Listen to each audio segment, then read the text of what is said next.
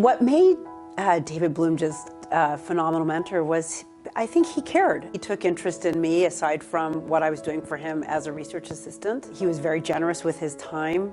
His wife was an MPA alum, actually from Princeton. That's where they met. They would have some of us students over for dinner. I worked very closely with his secretary on a survey that they were doing where we honed the cover letter. He just made me feel part of his team.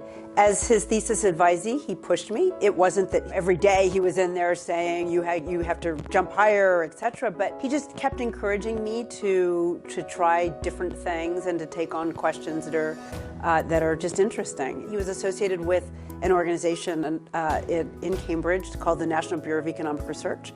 So I had a carrel there.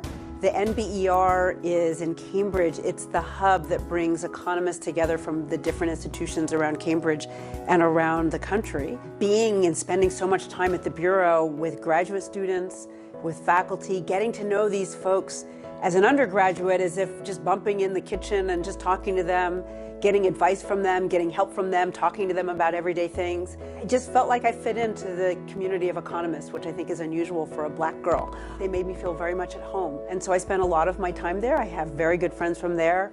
I went on to be first a faculty research fellow of the Bureau, then a research associate, and actually now I'm the Princeton representative on the board. But the Bureau was part of that, and David was the one who brought me into that as being his RA. You know, it was David himself, but it was also the opportunities that being a research assistant for him afforded me.